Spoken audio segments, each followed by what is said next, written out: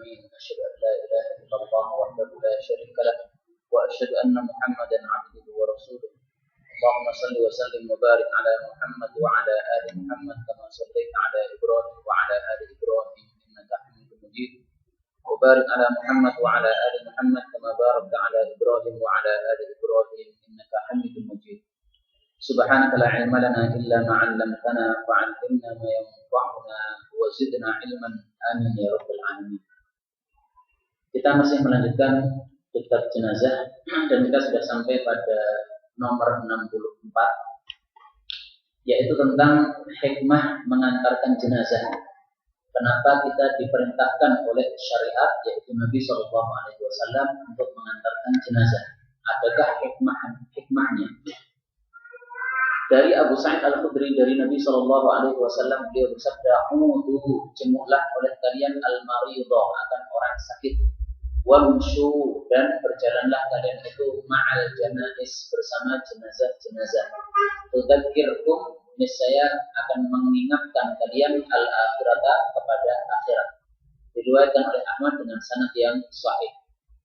Syahid dari hadis ini adalah pada kalimat terakhirnya, yaitu tudzakirukumul akhirah, bahwa berjalan mengantarkan jenazah itu menyebabkan kita ingat kepada akhirat. Nah, ingat kepada akhirat ini merupakan salah satu saja dari hikmah mengantarkan jenazah. Tidak hanya ini, tapi salah satu yang lainnya juga untuk menampakkan ukhuwah kita. Demikian juga salah satu hikmah yang lainnya adalah supaya kita mendapatkan pahala.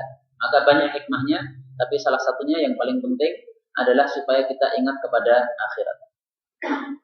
Nah, dari hadis ini, sebagian ulama mengambil kesimpulan bahwasanya jenazah itu sebaiknya berada di depan, sementara yang mengantarkan itu semuanya berada di belakang. Jangan berada di sampingnya atau berada di depannya jenazah. Kenapa? Karena kalau jenazah itu di depan kita, maka kita bisa melihat kondisi dia. Dan kita bisa membayangkan bahwasanya kita nanti akan menjadi seperti dia. Dan inilah yang diambil pemahamannya dari kata-kata tudzakirukum, bisa mengingatkan kalian al-akhirah, kepada akhirat. Dan kalau berada di depannya, maka tidak bisa melihat jenazah itu. Akan tapi hadisnya sudah kita baca kemarin, tampaknya ya, bahwasanya jenazah itu boleh diikuti depannya atau samping kanan atau samping kirinya atau juga di belakangnya, terserah. Yang penting kalau naik motor atau naik kendaraan itu berada di belakang. Dan kemudian ada satu faedah di sini, yaitu udu. Ini perintah dari Nabi. Jenguklah al-marid, orang yang sakit. Ini kan perintah ya. Nah, perintahnya ini adalah wajib atau sunnah. Para ulama mengatakan bahwa hukum menjenguk orang sakit itu hukumnya adalah wajib, tapi wajibnya adalah fardu kifayah. Fardu kifayah itu kalau sudah ada yang melakukan, maka yang lainnya tidak wajib lagi. Sehingga kalau ada orang sakit di antara umat Islam, sudah ada satu yang menjenguk tetangganya atau kerabatnya, maka itu sudah jatuh kewajiban menjenguk dari orang-orang yang lainnya. Kemudian faedah berikutnya, al-marid, orang yang sakit. Bagaimana kalau yang sakit ini adalah lawan jenis? Misalnya yang sakit perempuan, apakah laki-laki juga disunnahkan atau diwajibkan menjenguk? Atau sebaliknya, yang sakit itu laki-laki, apakah wanita juga disunnahkan atau diwajibkan untuk menjenguk? Jawabannya adalah bahwasanya kalau menjenguk orang sakit yang lawan jenis ini menimbulkan fitnah, maka dilarang. Tapi kalau tidak menimbulkan fitnah, maka ini termasuk cakupan dari hadis ini. Kenapa? Karena Nabi SAW pernah juga ada seorang wanita yang sakit, kemudian beliau menjenguknya. Nah, antara Rasulullah dengan sahabat perempuan yang sakit ini menjenguknya tidak ada kemungkinan fitnah, ya. Karena wanitanya ini wanita yang bukan muda, yang sudah tua, yang ya sudah mempunyai suami, ya, sehingga tidak ada masalah kalau dia itu dijenguk oleh Nabi SAW. Dan kemudian perhatian. Semestinya orang tidak tertawa-tawa, bersendau-gurau atau ngobrol seputar dunia saat pengantaran dan penguburan jenazah. Nah, ini ditulis di sini karena memang fakta seperti itu. Seringkali kita menguburkan jenazah, akan tapi masih banyak yang guyonan dan bahkan bicara masalah dunia maupun yang lainnya. Padahal Nabi mengatakan tudzakirukumul akhirah. Jadi semestinya bicara tentang akhirat. Bab 65. Ujian orang terhadap mayit. Dari Anas bin Malik radhiyallahu anhu, dia mengatakan marru bi janazah. Mereka maksudnya adalah para sahabat, karena Anas bin Malik termasuk sahabat. Bi janazah, mereka melewati sebuah jenazah. fa'afnau 'alaiha khairan. Lalu mereka itu menyanjung kebaikan terhadap jenazah tadi. Faqala Nabi sallallahu alaihi wasallam, maka Nabi berkomentar, wajibat, sudah wajib. Tsumma marru bi ukhra, kemudian mereka melewati jenazah yang lain. Fa'afnau, lalu mereka menyebutkan 'alaiha tentang jenazah tadi syarran, akan keburukan. Faqala, maka Nabi bersabda, wajibat, wajib. Faqala Umar bin Khattab, maka Umar bin Khattab radhiyallahu taala anhu bertanya, ma wajibat? Apa yang dimaksudkan wajibat itu? Wajib apanya? Qala, maka Nabi mengatakan, hadza, orang ini, maksudnya orang yang pertama, athnaitum, kalian sudah menyanjung alaihi kepadanya khairan, akan kebaikan. Fa wajibat, maka wajib lahu bagi dia al-jannah, masuk jannah.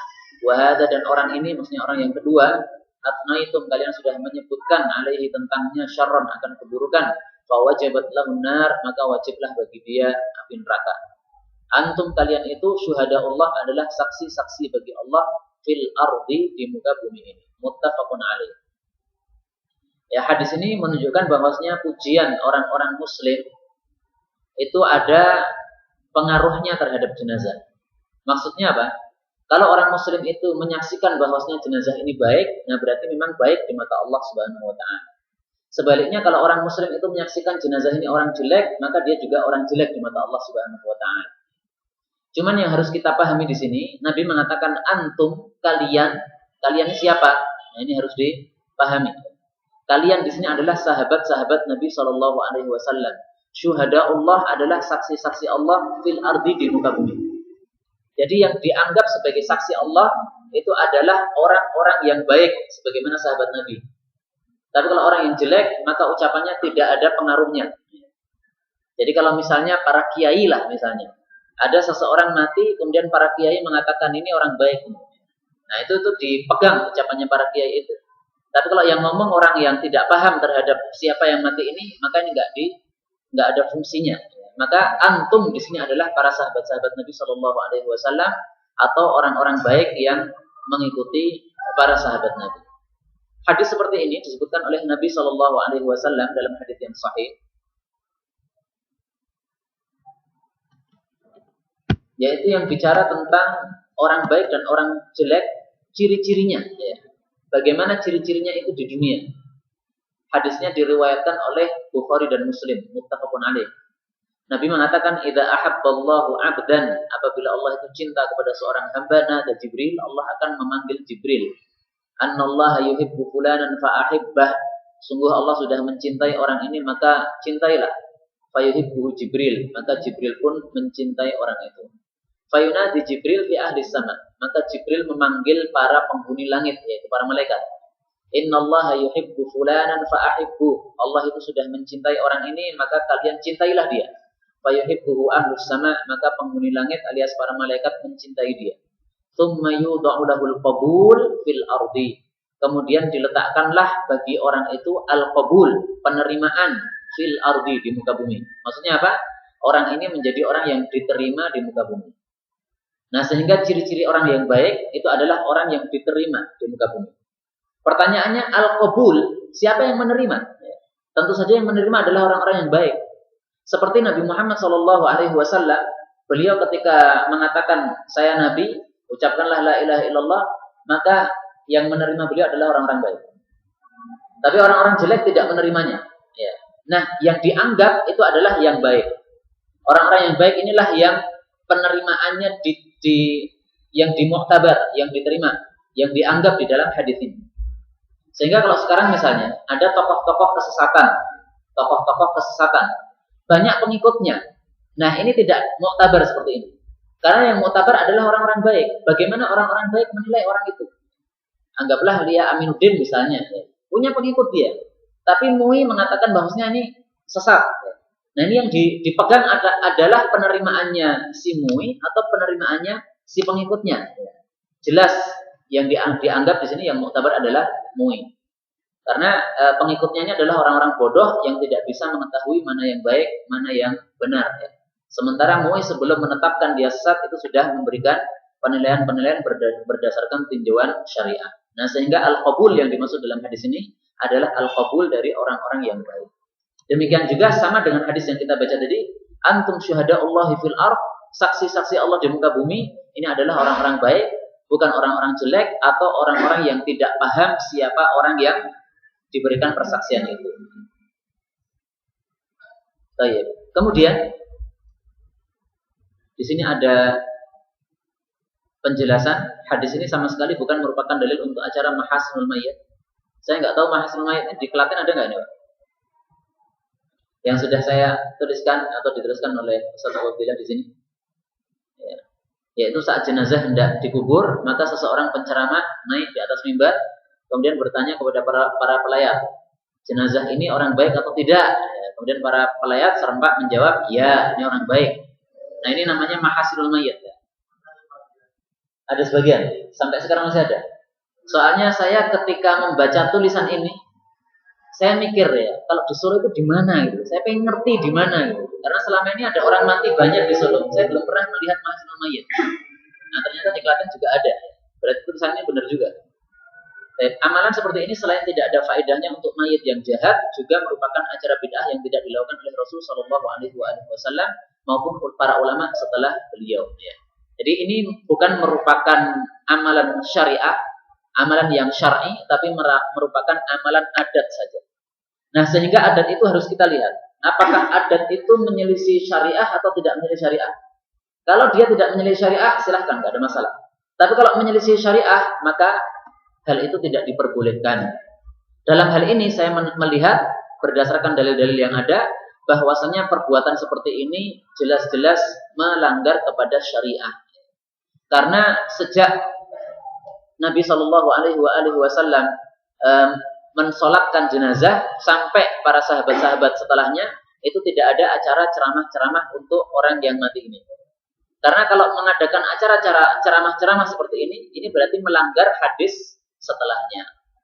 Hadis setelahnya mengatakan apa? Berjalan cepat saat memikul jenazah.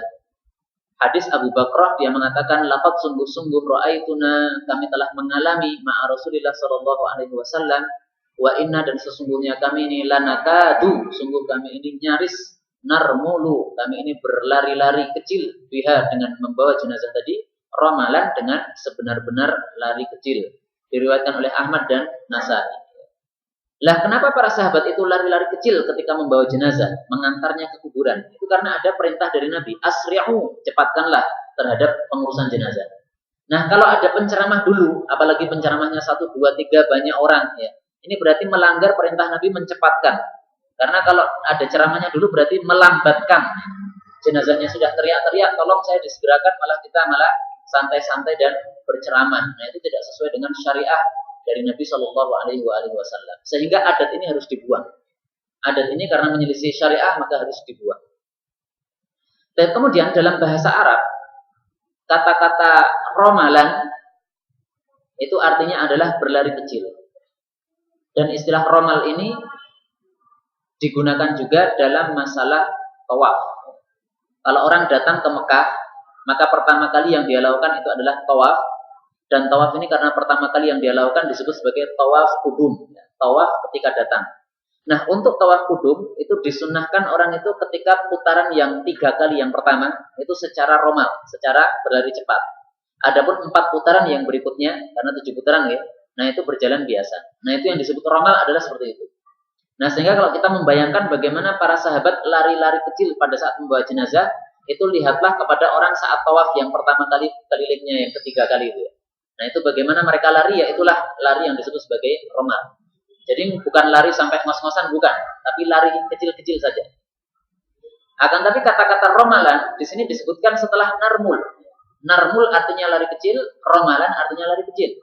Nah, dalam bahasa Arab kalau ada satu kata yang diulang 2 kali, yang pertama adalah fi'il atau kata kerja, yang kedua adalah isim atau kata benda. Ini narmulu ini adalah kata kerja, kemudian romalan ini adalah kata benda. Kalau diulang seperti ini untuk menunjukkan takkid, untuk menguatkan arti. Artinya apa? Betul-betul lari cepat gitu. Betul-betul apa? Lari-lari kecil gitu. Nah, sehingga untuk menggambarkan bagaimana betul-betulnya lari kecil itu disebutkanlah riwayat yang kedua. Dari Mahmud bin Labid, dia mengatakan asra'an Nabi sallallahu alaihi wasallam, Nabi mempercepat langkahnya hatta sehingga taqatta'at, terputuslah ni'aluna, sandal-sandal kami ya, kalau bahasa kita jebat sandalnya. Yauma mata Sa'd bin Mu'adz, pada saat kematiannya Sa'd bin Mu'adz. Ini salah satu sahabat yang terkenal di antara sahabat-sahabat Nabi radhiyallahu taala anhum. Dan hadis ini diriwayatkan oleh Bukhari tapi bukan dalam kitab Sahih, tapi di dalam kitab At-Tarikh, dan hadis ini hasan menurut program yang disebut sebagai program Jawami'ul Kalim yang ada di internet ya. Silahkan nanti kalau mau mencari hadis itu masuk dalam program ini. Karena program ini menilai hadis. Ini hadisnya derajatnya apa? Sahih atau hasan atau dhaif ya.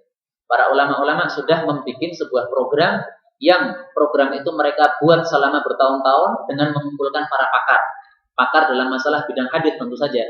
Nah, sehingga kalau kita mendapatkan sebuah hadis, kita pengen tahu ini derajatnya apa, tinggal masukkan dalam program itu. Nah, program itu nanti akan mencari, kemudian kita klik pada al-hukmu 'alal matan ya. Derajatnya matan hadisnya apa? Nah, nanti akan muncul. Nah, di sana derajat hadis ini disebut sebagai haditsun hasan. Wallahu a'lam bis-shawab. Yang jelas programnya mengatakan seperti itu, dan program ini dibuat oleh para ulama-ulama pakar hadis. Baik, nah di sini kata-kata taqatta'at ni'aluna, jebat sandalnya, itu menjelaskan kata-kata narmulu biha ramlan. Bagaimana lari cepatnya itu sampai sandalnya jebat. Akan tapi ini bukan merupakan sunnah ya. Artinya bukan berarti kalau kita mengantarkan jenazah disunahkan sampai sandalnya cepat, bukan gitu. Ini salah paham. Ini cuma menceritakan saja kejadian pada saat itu. Dan kemudian ada satu faedah ilmu hadis di sini. Di sini dikatakan rawahul Bukhari fit tarikh. Diriwayatkan oleh Imam Bukhari di dalam At-Tarikh. Kenapa harus disebutkan fit tarikh? Nah, ini termasuk caranya atau metodenya para ulama di dalam menyampaikan hadis Nabi Shallallahu Alaihi Wasallam. Jangan mengatakan rawahul Bukhari titik apabila Bukhari tidak meriwayatkannya di dalam kitab sahihnya. Jangan mengatakan rawahu Muslim titik apabila Imam Muslim tidak meriwayatkan di dalam kitab sahihnya. Jangan mengatakan rawahu Abu Dawud tok, atau Tirmidzi tok, atau Nasa'i tok, atau siapa lagi? Ibnu Majah saja apabila 4 orang ini tidak meriwayatkannya di dalam kitab sunannya. Kenapa? Karena kitab-kitab yang saya sebutkan tadi, Sahih Bukhari, Sahih Muslim, kemudian sunan yang 4 ini memang mempunyai kedudukan khusus di kalangan ahli hadis. Sehingga kalau ada hadis yang mereka riwayatkan tidak di dalam 6 kitab ini, maka ini derajatnya jadi berbeda.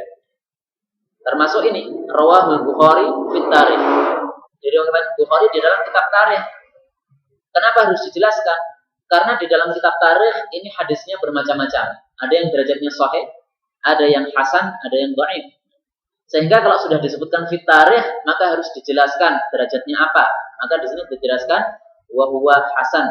Derajatnya adalah hasan. Nah, sekedar supaya antum tahu saja apa itu kitab At-Tarikh, antum bisa buka di dalam Maktabah Syamilah di depan antum ini. Ini di sini antum tulis At-Tarikh Al-Kabir, maka sudah muncul. Ini masuk pada kitab Mutunul Hadis ya, matan-matan hadis. Nah, kemudian di sini ada kitab yang namanya Tarikhur Riqah, Tarikh di Dunaisir dan seterusnya. Nah, ini diurutkan nanti akan ketemu sebuah kitab yang disebut sebagai At-Tarikh Al-Kabir, yaitu kitab tarikh yang besar yang ditulis oleh Al-Imam Al-Bukhari rahimahullahu ta'ala. Kitab tarikh itu bicara tentang sejarah, tapi bukan sejarah Nabi Adam atau sejarah para nabi atau sejarah Nabi Muhammad, bukan. Tapi maksudnya adalah sejarah para perawi hadis. Sehingga disebutkan di sana rawi-rawi hadis ini derajatnya apa? Apakah dia rawi yang thiqat atau dia rawi yang dhaif atau rawi yang hasan? Nah, itu disebutkan oleh Al-Imam Al-Bukhari di dalam kitab At-Tarikh. Sekaligus juga disebutkan beberapa riwayat-riwayat yang diriwayatkan oleh para rawi-rawi tersebut. Nah, ini adalah alasannya kenapa di sini disebutkan fit tarikh meskipun sudah disebutkan apa? Rawahul Bukhari. Ini termasuk amanah ilmiah. Jadi sesuatu ilmiah itu disampaikan secara amanah. Hadis berikutnya dari Abu Sa'id Al-Khudri radhiyallahu anhu, dia mengatakan Rasul sallallahu alaihi wasallam bersabda, "Idza apabila wudi'at telah diletakkan al-janazah, jenazah itu, fahtamalaha lalu mengangkatnya ar-rijal para laki-laki ala a'naqihim di atas tengkuk-tengkuk mereka, fa in kanat shalihah maka jika dia itu jenazah yang baik, qalat maka dia berteriak-teriak, qaddimuni, segerakanlah saya, qaddimuni, segerakanlah saya. Wa in kanat ghairu salihah, kalau dia itu jenazah yang tidak baik, qalat, maka dia berteriak, ya wailaha, celaka dia itu maksudnya saya ya, celaka saya. Aina, kemanakah yadhhabuna biha, mereka akan pergi membawa jenazah ini, yaitu membawa saya. Yasma'u sautaha, yang mendengar suaranya jenazah tadi, kullu syai', segala sesuatu, illal insan, kecuali manusia saja. Walau sami'ahal insan, kalaulah manusia itu mendengarnya, la sa'iqa, maka dia pasti pingsan. Rawahul Bukhari wan Nasa'i. Nah, di sini rawahul Bukhari saja, berarti maksudnya adalah di dalam kitab sahihnya. Ya, hadis ini sangat jelas menguatkan apa yang sudah saya sampaikan tadi, bahwasanya jenazah itu tidak perlu ada ceramah-ceramah sebelum penguburannya.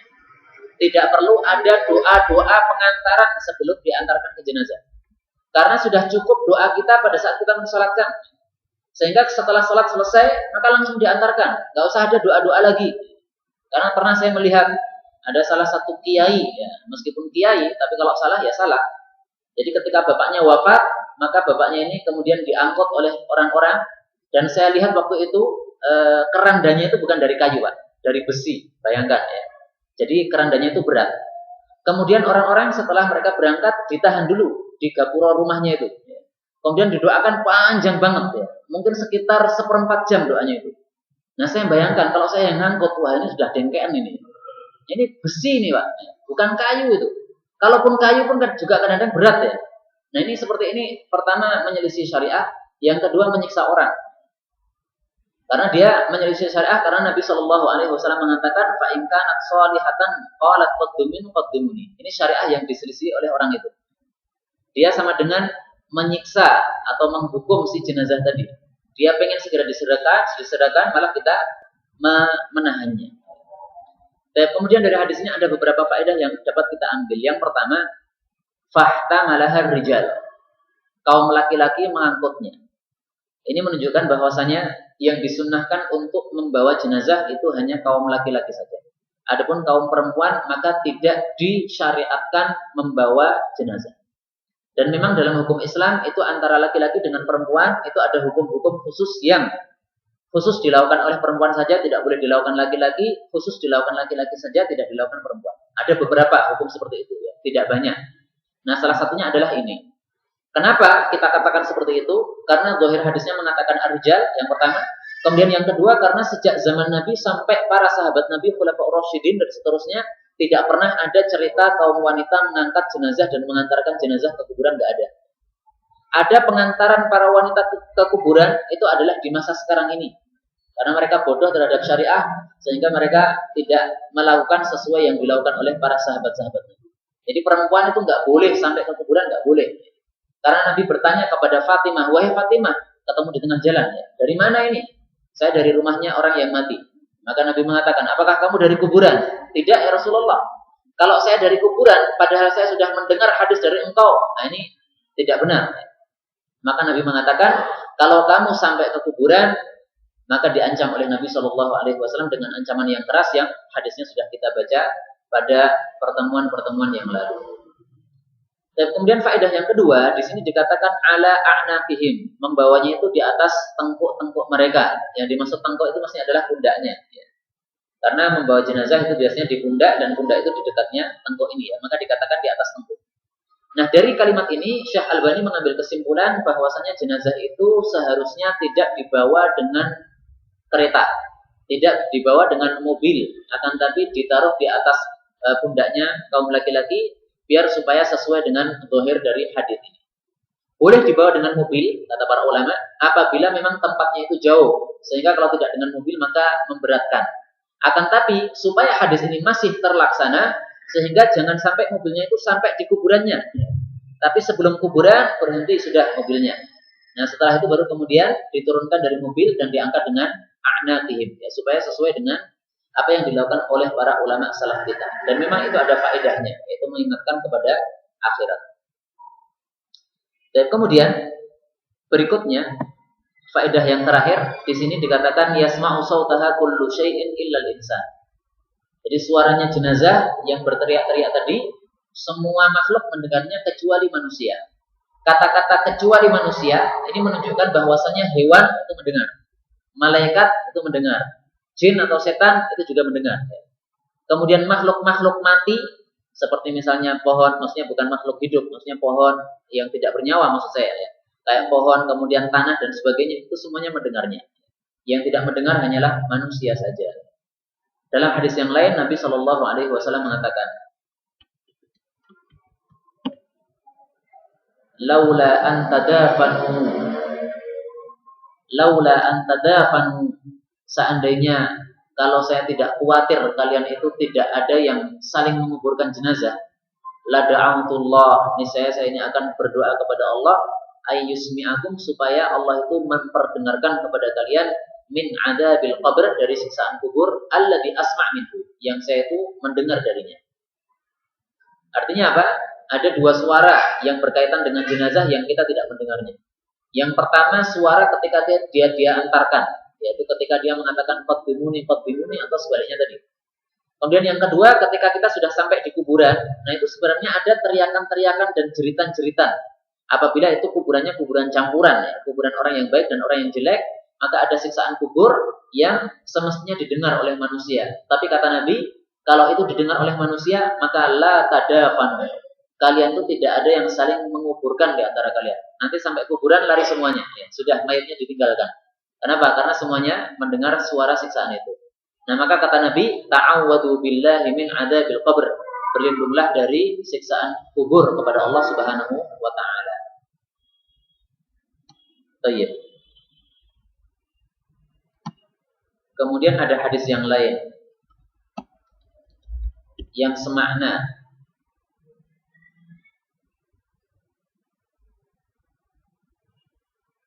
Hadis ini riwayat Bukhari dan Muslim, menceritakan tentang orang kafir atau orang munafik.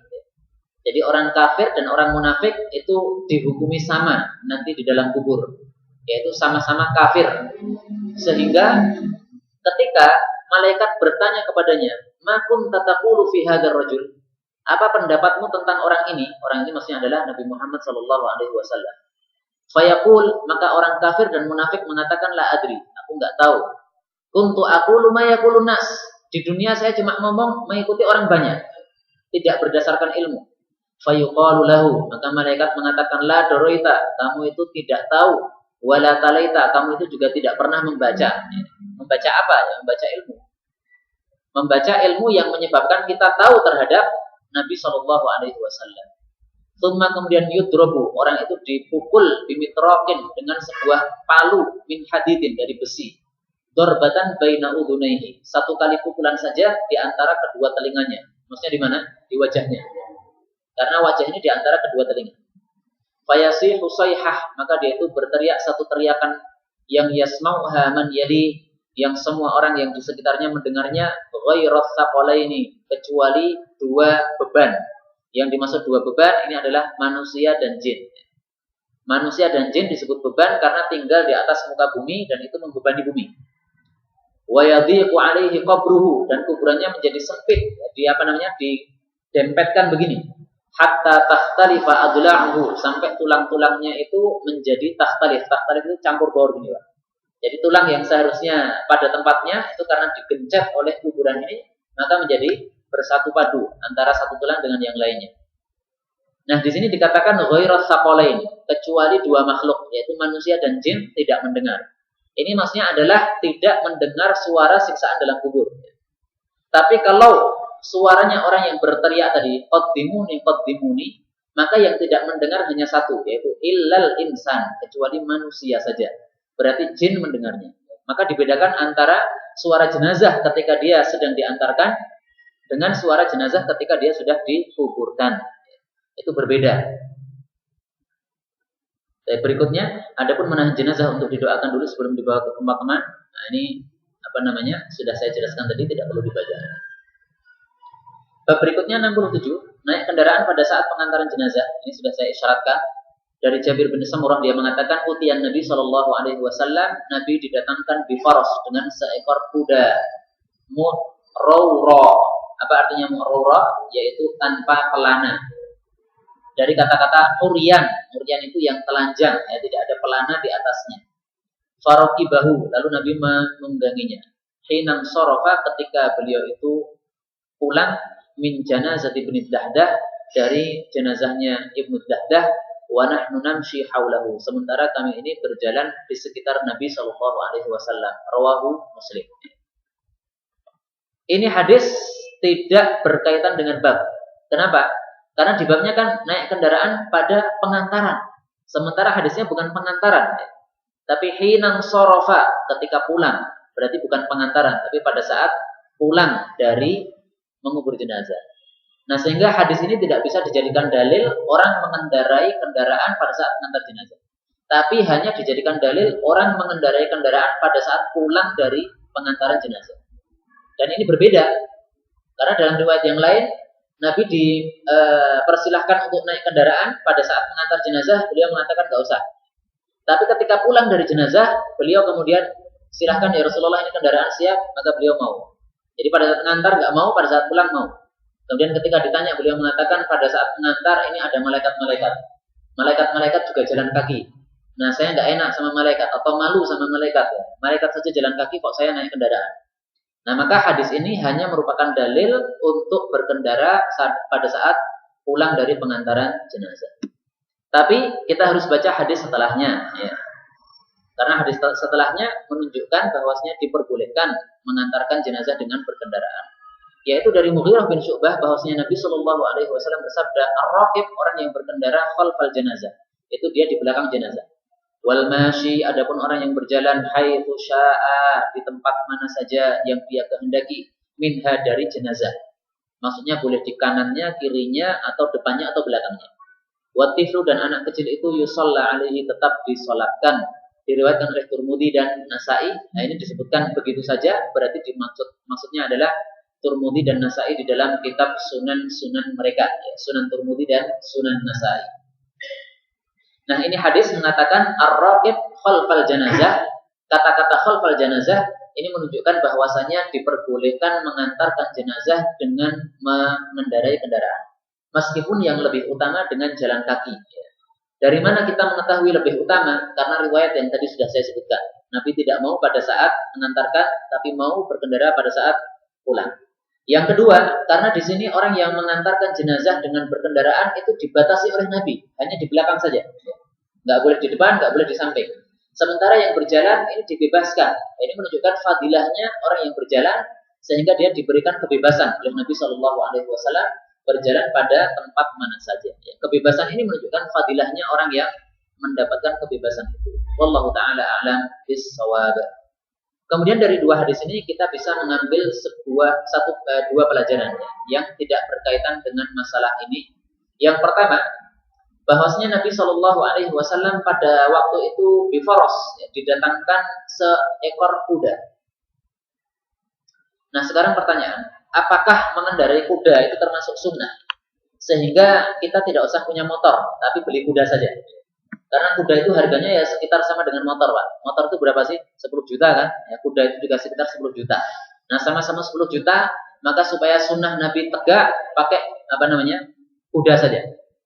Seperti ini cocok atau enggak? Cocok atau enggak? Tidak cocok ya. Kenapa tidak cocok? Karena Nabi mengendarai kuda itu bukan karena ada fadilahnya dalam mengendarai kuda, akan tapi ini karena pada saat itu ada kendaraannya adalah apa? Kuda.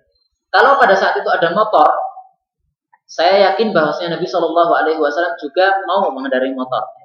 Karena motor ini bukan termasuk perkara yang bid'ah. Bid'ah itu definisinya adalah sesuatu yang baru dalam masalah agama.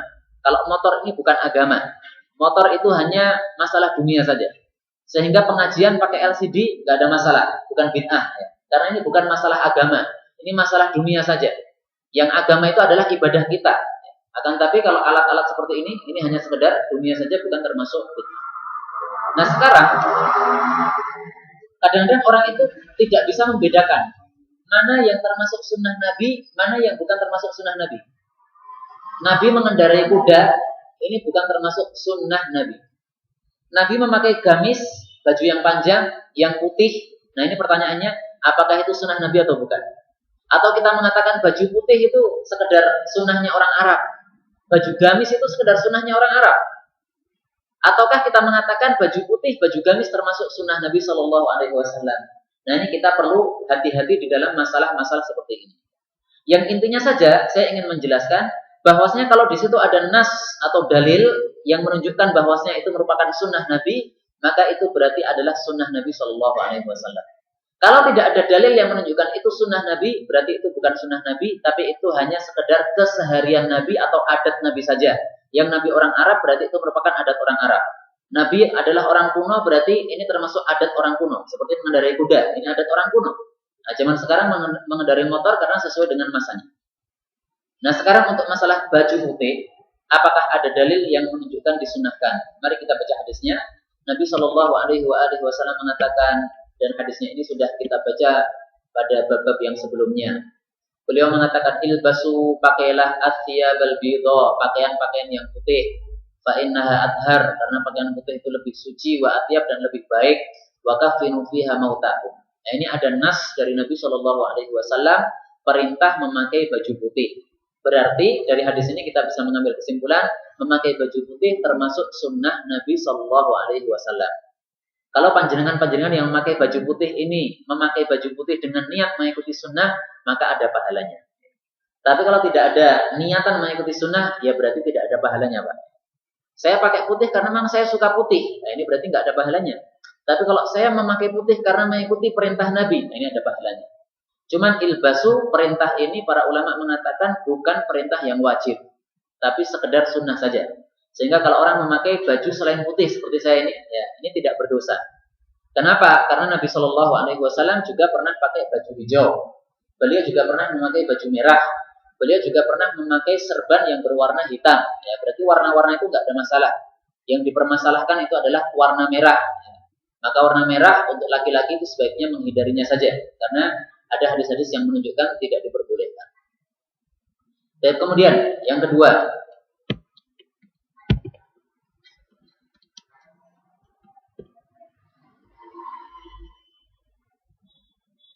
hadis diriwayatkan oleh Bukhari dan Muslim. Karena adalah ahabbat thiyabi, baju yang paling disukai oleh Nabi Shallallahu Alaihi Wasallam adalah al-hibarah, baju hibarah. Hibarah ini kain buatan Yaman, yang saya belum pernah melihat. Hadis yang kedua, karena adalah ahabbat thiyab, baju yang paling disukai ilaihi oleh Nabi Shallallahu Alaihi Wasallam al-qamis, adalah gamis. Hadis diriwayatkan oleh Abu Dawud dari Ummu Salamah. Nah, ini sudah ada dalilnya. Nabi mencintai baju gamis. Sehingga kalau ada orang memakai baju gamis seperti ini dan dia meniatkan saya mencintai apa yang dicintai oleh Nabi Shallallahu Alaihi Wasallam, maka di sini ada pahalanya, termasuk melakukan sunnah Nabi Shallallahu Alaihi Wasallam. Nah, sehingga untuk baju kita katakan ada sunnahnya dari Nabi. Tapi untuk kuda kita mengatakan itu bukan sunnah Nabi, tapi itu hanya sekedar adat saja, kebiasaan atau keseharian Nabi Muhammad Shallallahu Alaihi Wasallam. Ya, intinya kalau ada dalilnya maka itu adalah sunnah, tapi kalau tidak ada dalilnya maka itu bukan merupakan sunnah, tapi hanya merupakan adat dan keseharian. Berikutnya, pelajaran pejalan kaki di depan atau di belakang jenazah. Hadis dari Zuhri, dari Salim, dari bapaknya. Bapaknya ini adalah Ibnu Umar, karena Salim ini adalah putranya Ibnu Umar. Jadi cucunya Umar bin Khattab radhiyallahu taala anhu.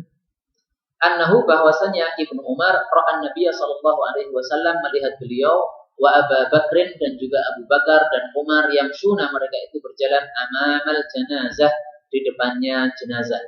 Diriwayatkan oleh Ahmad, Abu Dawud, Tirmidzi, Nasai, Ibnu Majah, Abu Hatim Al-Busti. Dan Imam Nasai mengatakan as-shawab, yang benar, annahu mursal, bahwasanya hadis ini mursal.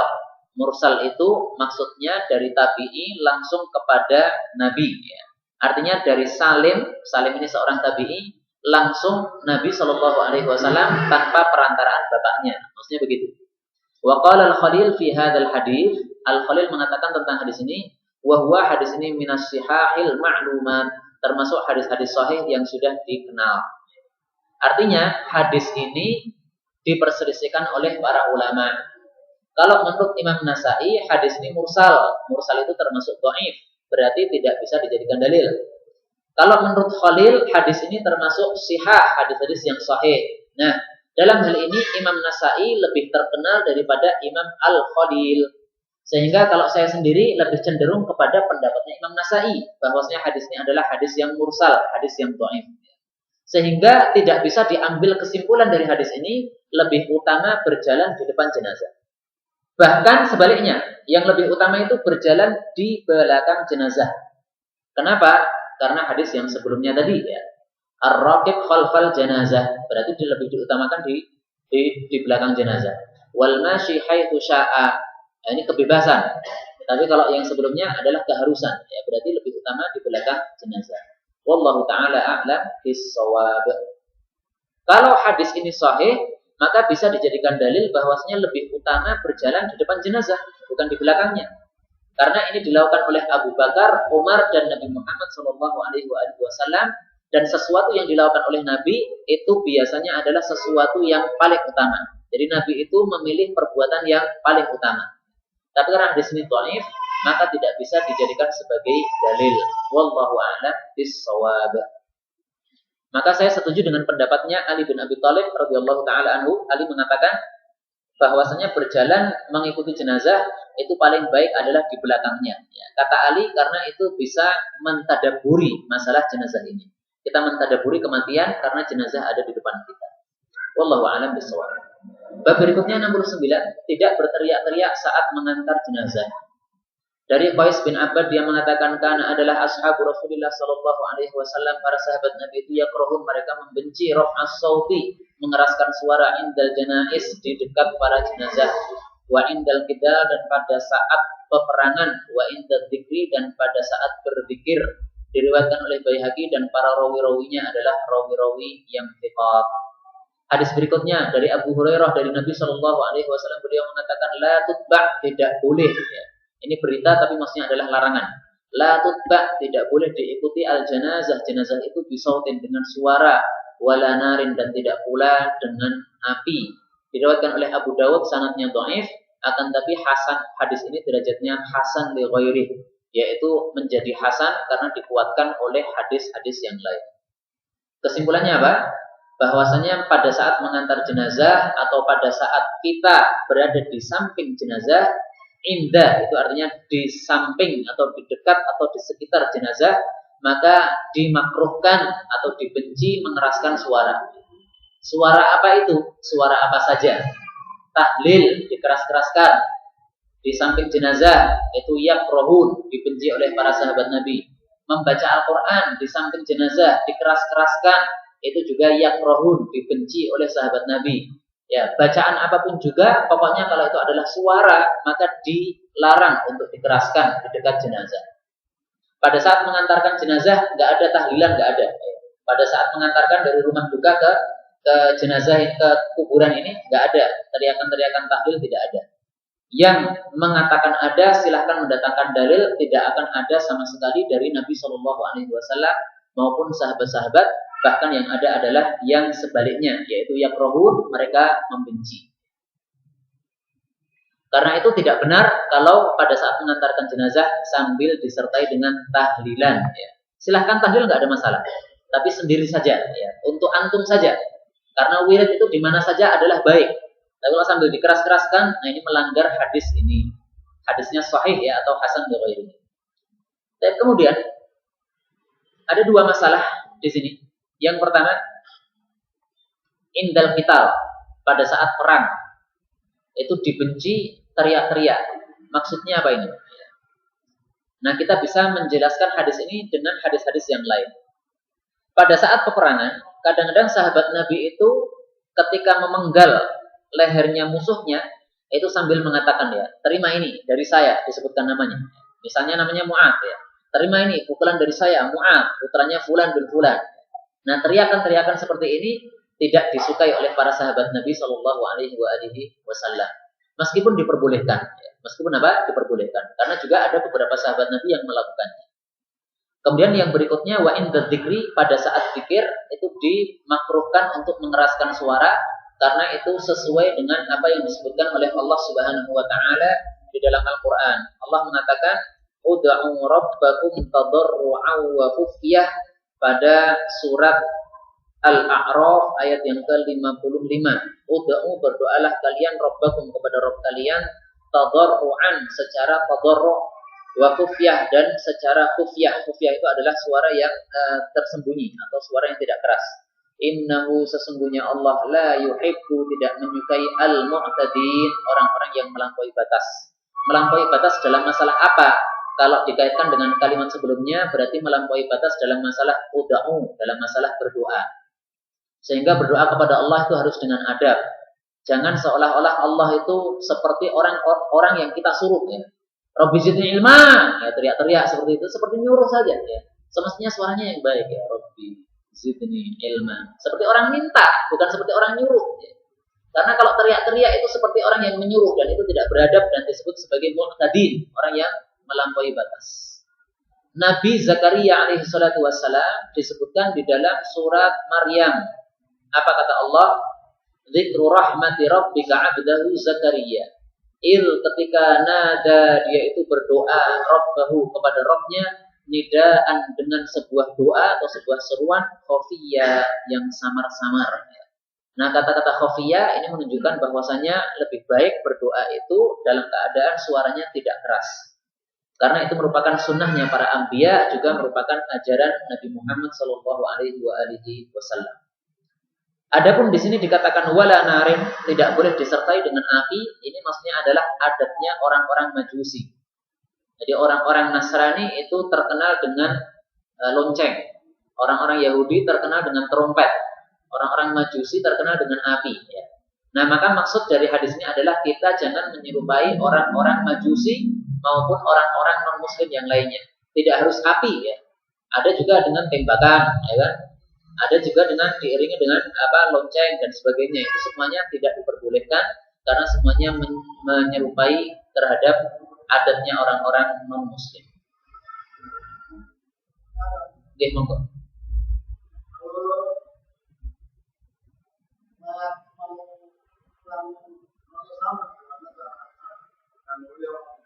Baik. Yang dua kali berdoa itu dengan dilakukan sama Rabbana kita dengan Baik, bismillah walhamdulillah wassalatu wassalamu ala rasulillah wa ba'd. Yang pertama pertanyaannya adalah apakah boleh melayat orang kafir dan bagaimana caranya, ya. Adapun melayat maka tidak ada masalah. Yang dilarang oleh para ulama dulu sudah saya jelaskan, yaitu mengantarkannya sampai ke kuburan, ya. Karena ini berarti sama dengan menghormati dia, padahal orang yang mati dalam keadaan kafir sudah tidak berhak untuk dihormati lagi. Nah, sementara untuk melayat, ini melayat kita bukan kepada jenazahnya, tapi melayat itu adalah maslahat untuk keluarga jenazahnya. Maka kalau ada jenazah orang kafir, kemudian kerabat-kerabatnya ini juga kafir, mereka sedih, nah ini kita masih ada kewajiban untuk berbuat baik kepada mereka. Sehingga sebagaimana kata Allah Subhanahu wa taala di dalam surat Al-Mumtahanah, ya, la yanhaakumullahu 'anil ladzina lam yuqatilukum fid din wa lam yukhrijukum min diyarikum an tabarruhum. Allah tidak melarang kalian terhadap orang-orang kafir yang tidak memerangi kalian dalam masalah agama, tidak mengusir kalian dari kampung kalian. Tidak dilarang apa? An tabarruhum, untuk berbuat baik kepada mereka. Nah, berbuat baiknya kepada orang yang kematian itu adalah kita menghiburnya. Kita memberikan sumbangan kepadanya. Kita memberikan makanan kepadanya, masakan kepadanya. Ini termasuk tabarruh. Wa tuqsitu ilaihim, berbuat adil kepada mereka. Innallaha yuhibbul muqsitin, maksudnya wajib berbuat adil, ya. Karena Allah mencintai, berarti hukumnya adalah wajib. Tapi adapun yang kedua, apakah boleh doa itu dilakukan? Yang saya pahami dari beberapa penjelasan para ulama, bahwasanya doa itu apabila dilakukan sampai keluar dari kondisi doa, maka tidak diperbolehkan. Ya, misalnya yang antum contohkan tadi, ya, itu lagunya adalah lagu yang sampai keluar dari kondisi doa. Tapi kalau lagunya itu lagu seperti membaca Al-Quran, masih kondisi doa, artinya masih tampak dia itu sebagai orang yang berdoa, maka tidak ada masalah, insyaallah. Ya, misalnya seperti yang dilakukan oleh para masyayikh kita di Saudi maupun di tempat-tempat yang lain, pada saat salat tarawih, ya, kemudian mereka membaca doa kunut. Nah, doanya itu dilakukan. Misalnya mengatakan Allahumma hdina fi man hadait. Ini kan lagu juga, ya. Tidak biasa Allahumma hdina fi man hadait. Ini biasa. Nah, dilakukan seperti ini enggak ada masalah, Karena lagunya adalah lagu yang masih menunjukkan dia itu berdoa. Tapi kalau lagu sertai dengan rebana, lagu panjang pendeknya sudah berubah gara-gara mengikuti lagu, nah itu berarti sudah bukan doa lagi. Ya. Yang seharusnya pendek jadi panjang, yang panjang jadi pendek, atau panjangnya yang seharusnya 2 dipanjangkan menjadi 5 ketukan dan seterusnya. Nah itu bukan doa lagi, tapi itu nyanyi, ya, maka tidak diperbolehkan. Wallahu a'lam bishawab. Itulah yang saya pahami dari penjelasan-penjelasan dan mauqif-mauqif atau sikap-sikap para ulama-ulama kita. Kita cukup sampai di sini. Mudah-mudahan bisa dilanjutkan pada pertemuan yang akan datang. Subhanallah wa bihamdihi, asyhadu an la ilaha illa anta, astaghfiruka